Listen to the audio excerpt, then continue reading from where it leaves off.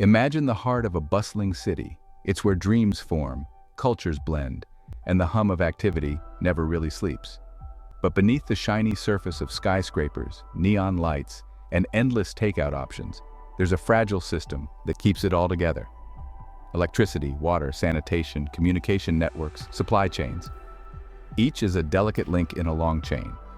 When just one of those links breaks, the domino effect can be staggering. Urban disaster preparedness is not about paranoia. It's about being honest with ourselves. The cities we love, whether it's New York, London, Tokyo, Los Angeles, or a small but crowded metropolis near you, rely on infrastructures that can and do fail, sometimes unexpectedly, and sometimes dramatically. In this first video of our two-part series, we're going to explore the unique vulnerabilities that make urban centers so challenging when disaster strikes. We'll examine the threats you might expect and those you've never considered, like emerging dangers in the form of foreign drones surveilling critical infrastructure, something that's recently raised concerns in places like New Jersey. We'll talk about what it means to be truly ready, not just in terms of stockpiling items, but developing a solid mindset. You'll learn how to understand the layered nature of threats, why adapting and staying informed matters, and what guiding principles help shape a better approach to urban preparedness.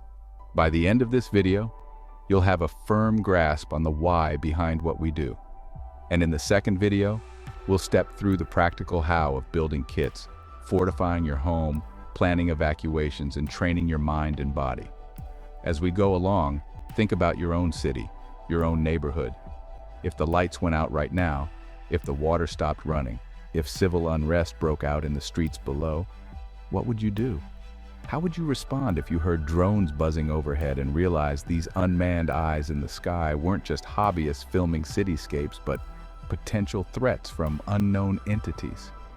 Leave a comment and let me know what you think is the most overlooked danger in your own city. Your insights might help others think differently about their own preparedness strategy. Remember to stay tuned for part 2 after you finish this one. In that installment, we'll get very specific. The tools, the gear, the plans, and the skills you need to navigate these complexities.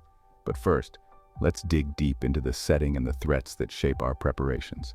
Stick around, and don't forget to follow Reliable Prepper on Facebook for more updates, tips, and discussions that can help you stay ahead of the curve. Cities are vibrant ecosystems where human innovation meets daily life. Restaurants, theaters, universities, and corporate headquarters cluster together. Public transportation systems shuttle millions of people to work, school, and play. Technology makes it all convenient. Grocery deliveries arrive at your doorstep, while instant communication keeps you connected with everyone you know. But this tightly woven social and economic fabric isn't just complex, it's delicate. Think of it like an intricate tapestry. Pull one thread and the structure can start to come undone. What makes the urban environment so vulnerable? Density is a major factor. Millions of people, all depending on a just-in-time delivery model, means that shelves empty quickly when panic sets in. If a sudden crisis erupts, a severe storm, a terror attack, a major power outage, people often rush out to buy food, water, and fuel. In a matter of hours, essentials can vanish from store shelves. Unlike rural areas where households might have their own wells, gardens, or backup heating systems, city dwellers are heavily reliant on public services that can fail. The infrastructure itself is layered. Power lines, water pipes, and internet cables are often hidden behind walls and under streets. When one fails, say a water main breaks, other utilities can be affected, sometimes in surprising ways. Flooding can damage electrical substations. Power outages disrupt pumps that deliver water to high-rise apartments. No electricity means no refrigeration, and if that lasts too long, food stored in markets and homes can spoil. Without the internet, ATMs might not function, electronic payment systems can go down, and suddenly, even a wad of cash might be hard to use if no one can verify your payment. When a city's delicate balance is tipped, your comfort and safety can hang by a thread. Urban areas also experience layered threats. In a quiet suburb, a major riot is less likely to break out. But in a city, social tensions can escalate rapidly. Disagreements that might have fizzled out in more spread-out communities can ignite into mass protests or civil unrest within hours. Consider how political demonstrations can evolve, or how a city's frustration with resource scarcity during a disaster can erupt into riots. This volatility is amplified by the sheer number of people packed close together. Now think about adding the complexity of foreign drones. potentially spying on infrastructure points or using advanced technology to interfere with emergency responders. Suddenly, it's not just a shortage of water or a downed power line, it's also the possibility that an enemy you can't even see is gathering intel or causing havoc from above. In an urban environment, your neighbors may be strangers, language barriers might exist, and trust might be harder to come by. At the same time, you may rely on these strangers for help if first responders can't reach your street. The challenge is that most city dwellers have not considered what to do if their routine is shattered. Many have never practiced going without basic conveniences for more than a few hours.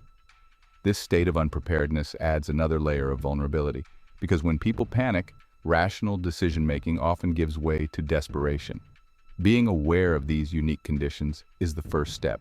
If you understand that your city's infrastructure is a house of cards, that your resources depend on a delicate supply chain, that social unrest can escalate rapidly, and that emerging technologies like drones introduce new dimensions to urban threats, you can start thinking about how to adapt. Knowledge is not just power. It's the first building block in your urban prepping journey. Let's go deeper. Urban disasters can come from many angles.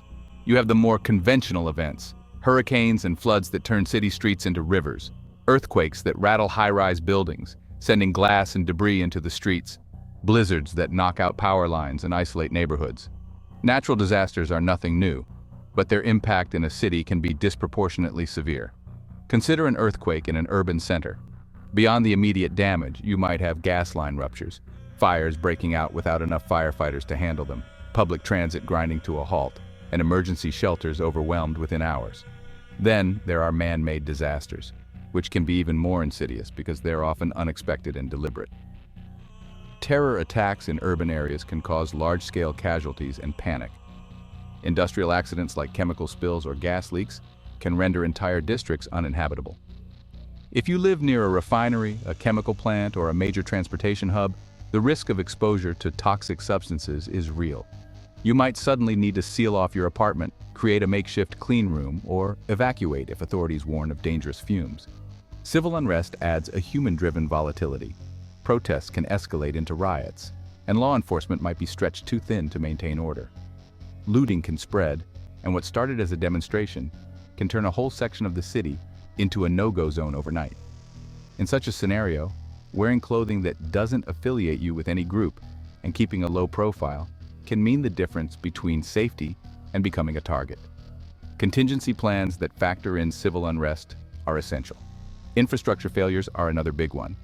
The power grid can go down due to a storm or a cyber attack, leaving you in the dark with no air conditioning in a summer heat wave or no heating in the winter cold. When the grid is down, communications fail, public transportation grinds to a halt, and even the water coming out of your tap may stop flowing because pumps run on electricity. Sewage and sanitation systems can fail, leading to secondary health crises as trash piles up and toilets stop flushing. Without electricity, digital payment systems and ATMs don't work. Suddenly, your plastic cards become useless, and you might wish you had stashed some cash. The most unsettling new wave of threats involves emerging technologies and foreign interference. Consider the unsettling reports from New Jersey where SUV-sized drones have been spotted near critical infrastructure. These drones might be gathering intelligence, interfering with emergency signals, or even planning sabotage. While this may sound like sci-fi, the technology exists today. If a hostile actor wants to sow chaos, drones could be used to coordinate attacks, distract emergency responders, or conduct surveillance that compromises your security. And it's not just drones. Cyber attacks can take down traffic lights, emergency communication systems, and banking networks, leaving a city paralyzed. All these threats, natural, man-made, civil unrest, infrastructure breakdowns, emerging high-tech sabotage, layer on top of each other. One event can trigger another. A storm could cause a blackout, which could spark riots when people can't access money or buy food, which could draw attention from opportunistic adversaries who exploit the chaos, possibly assisted by drones or cyber attacks. The complexity is what makes urban preparedness challenging. But knowing this complexity also makes you more aware and better equipped to prepare. When you're aware, you're not caught off guard. You can plan, adapt, and respond more effectively. What threat do you think most people in your city ignore? Is it the possibility of a cyber attack shutting down your local power grid? Or maybe the subtle vulnerability to foreign drone surveillance no one talks about? Let me know in the comments below, because hearing your perspectives helps all of us expand our view of what we need to prepare for. After grasping the spectrum of threats, let's talk about the guiding principles that help you navigate these hazards. Preparedness in an urban environment isn't just about having an emergency kit, though that's important. It's about embracing core principles that will guide all your decisions and actions. These principles are like the compass that keeps you on track, even when the landscape is shifting under your feet. Redundancy is key. In a city, if you rely on one single point of failure, you're setting yourself up for trouble. Maybe you have a flashlight, but if it dies and you have no candles or backup batteries, you're stumbling in the dark. Maybe you have a filter for your water, but if it breaks or clogs and you have no chemical purification tablets or another method, you'll be left thirsty. Redundancy means having multiple ways to achieve the same goal, multiple methods of lighting, multiple ways to purify water, multiple tools for communication. This approach safeguards you against the inevitable failure of one method. Self-reliance stands as another principle. You cannot assume that help will arrive when you need it. In a disaster, first responders might be overwhelmed or completely unreachable. Self-reliance means learning basic skills: how to administer first aid, how to navigate your city without GPS, how to cook without electricity, and how to keep yourself safe if the police can't be there. The more skills you have, the less you depend on systems that can fail. Adaptability is crucial because urban disasters are dynamic. Conditions can change by the minute. Streets that were passable an hour ago might be blocked by debris now. A stable situation can turn chaotic when rumor of a new threat spreads. Adaptability means you can pivot. If one evacuation route is cut off, you know another. If your initial plan fails, you have a plan B and maybe even a plan C. This flexibility can be the difference between panic and calm action. Community matters, even in a city of strangers. After a disaster, you might depend on people you've never spoken to before. Building small networks, even if it's just knowing a couple of neighbors, can vastly improve your ability to get through a crisis. People coming together to share resources, knowledge, and labor creates resilience. If you're part of a small community of people with complementary skills, a medic, a mechanic, a communicator, you can pool resources and help each other out. Continuous learning and staying informed is essential because new threats emerge all the time. Just as foreign drones were not a widely discussed concern a few years ago, future technologies or geopolitical shifts might introduce other unforeseen hazards.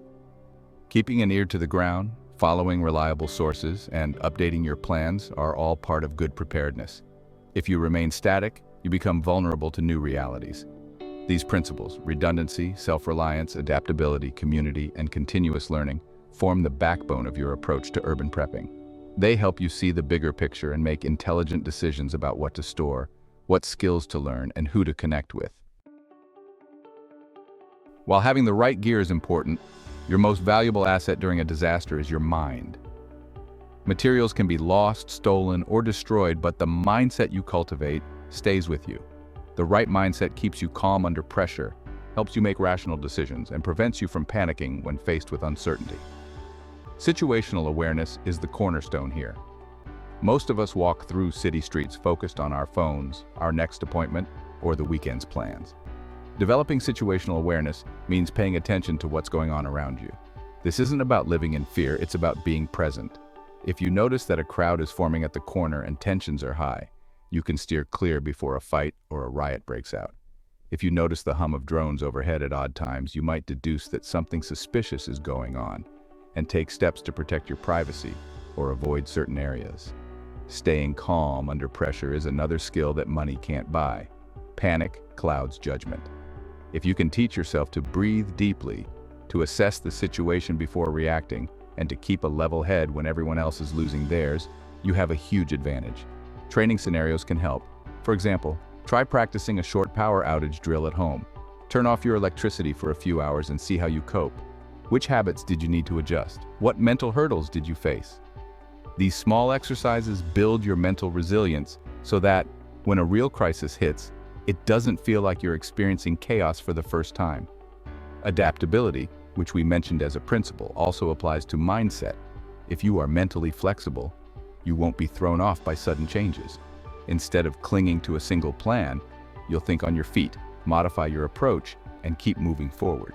You'll also be more open to learning new skills and updating your knowledge base. Part of mindset is also recognizing your limitations. Being overly confident can be dangerous. If you believe you can handle anything without preparation, you may fail when a real disaster challenges you. A balanced mindset respects the unpredictability of urban disasters and prepares for them, acknowledges the difficulty, but also trusts in your capabilities and plans. A question for you: have you ever been in a situation where your mindset made all the difference? Maybe you got stuck in a blackout or had to deal with a sudden transportation shutdown. How did you handle it? Share your story in the comments and let's learn from each other's experiences. We've traveled through a landscape of urban vulnerabilities, our reliance on technology and supply chains, the complexity of infrastructure, the threat of civil unrest, the possibility of foreign drones, and the various forces that can throw a well-ordered city into chaos. We've examined the principles that guide effective preparedness: redundancy, self-reliance, adaptability, community, and continuous learning. We've talked about the importance of mindset over materials and why staying calm, aware, and flexible is your best asset in a crisis. This is the end of part 1. Now that you understand the why, the reasons we prepare, the nature of the threats, the mindset we must cultivate, you're ready for part 2, where we'll dive deep into the how. In that next video, we'll talk about building your urban survival kit, from water and food storage to tools, communications gear, and medical supplies. We'll discuss home fortification, evacuation planning, and skill building. All of these actionable steps will help you transform knowledge into preparedness. Before you go, don't forget to hit that like button and subscribe to this channel. Also, follow Reliable Prepper on Facebook for more tips, updates, and community discussions. By doing so, you'll ensure you never miss a piece of valuable information that can help keep you and your loved ones safe. Preparing is not a one-time event. It's an ongoing process. By staying connected, you'll continue to learn about emerging threats, new techniques, and best practices. What's your biggest takeaway from this video? Drop it in the comments. Your feedback might spark an idea for someone else or even guide future content. And remember, this is just the start. Join me in part 2 as we turn theory into action. Let's continue this journey together, step by step, to build a safer, more resilient urban life. Stay alert, stay flexible, and stay prepared. I'll see you in the next video.